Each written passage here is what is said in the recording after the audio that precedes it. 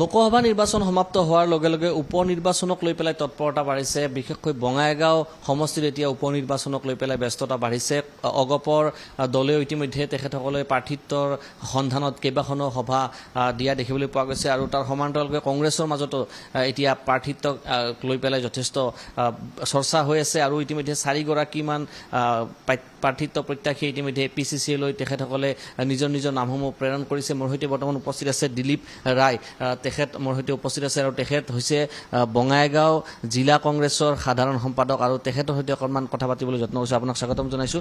আমি দেখিছোঁ যে ইতিমধ্যে কেইবাগৰাকী লোকৰ নাম চৰ্চাত আছে এইবাৰ উপনিৰ্বাচনত প্ৰাৰ্থিত্ব প্ৰত্যাশীৰ নামৰ তালিকাত আপোনাৰ নামটো আছে আৰু আপুনিও এইবাৰ কংগ্ৰেছৰ হয় আপুনি নিৰ্বাচন খেলিম বুলি ভাবি আছে বা আপুনি চিন্তা চৰ্চা কৰিছে কেনেকুৱা দেখিছে বা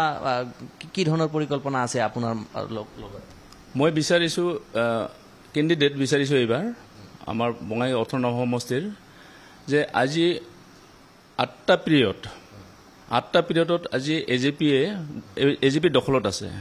গতিকে এই সমষ্টিটো এক গুৰুত্বপূৰ্ণ সমষ্টি যদি ভালকৈ যদি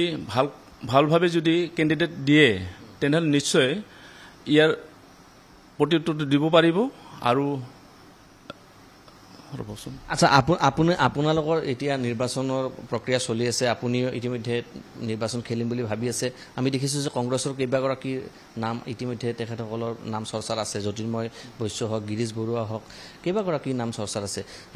এতিয়া প্ৰাৰ্থিত্বক লৈ পেলাই আপোনাৰ দলত সংঘাত হোৱা সম্ভাৱনা আছে নেকি সংঘাতৰ কথা নাহে পাৰ্টি একচুৱেলি যদি কংগ্ৰেছ কৰে প্ৰকৃত কংগ্ৰেছ হয় তেনেহ'লে কেতিয়াও বিৰোধিতা নকৰে যিয়ে নাপাওক আমি সকলোৰে কাৰণে খাটিম আৰু আমি জয়যুক্ত কৰিবলৈ চেষ্টা কৰিম এতিয়া আপুনি কি দেখিছে আপুনি ইতিমধ্যে প্ৰাৰ্থিত্বৰ বাবে আপুনি ওপৰত আপোনালোকৰ হাইকমাণ্ডক আপুনি জনাইছে আপুনি ভাবিছেনে আপুনি প্ৰাৰ্থিত্ব পাব এইটো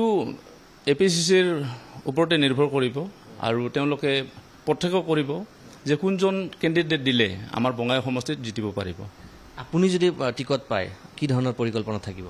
মই টিকেট পালে মই নিশ্চয় জিতিবৰ চেষ্টা কৰিম আৰু বৰ্তমান মই 9 মাহ ধৰি মানে নেতৃত্ব দি আছোঁ জিলা প্ৰেছিডেণ্ট জিলা পৰিষদৰ প্ৰেছিডেণ্ট আৰু ব্লক প্ৰেছিডেণ্টৰ সৈতে মই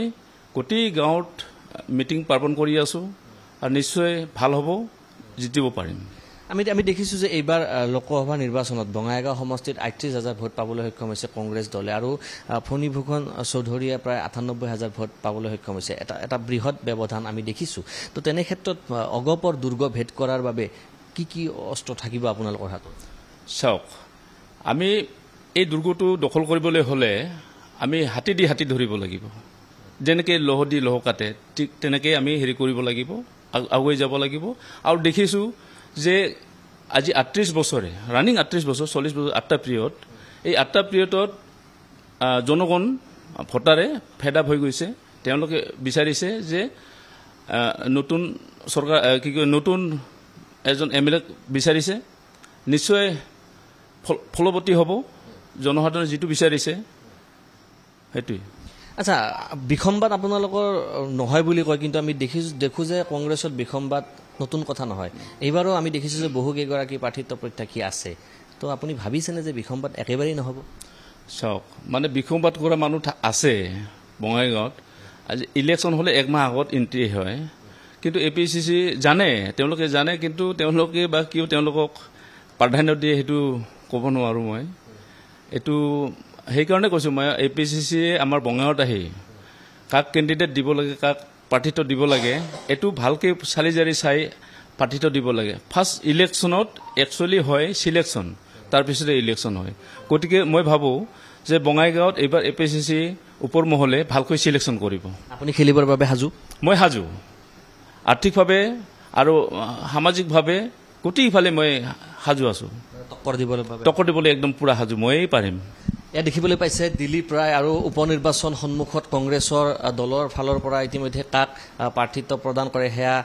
আমি পিছত গম পাম কিন্তু এই মুহূৰ্তত ক'ব বিচাৰিছোঁ কংগ্ৰেছৰ বঙাইগাঁও জিলাৰ সাধাৰণ সম্পাদক দিলীপ ৰায় তেখেতে এক প্ৰকাৰ দাবী কৰিছে তেখেত নিৰ্বাচন খেলিবলৈ সাজু আৰু ইতিমধ্যে হাইকমাণ্ডক তেখেতে যে নিৰ্বাচন খেলিব এই কথা ইতিমধ্যে তেখেতে জনাইছে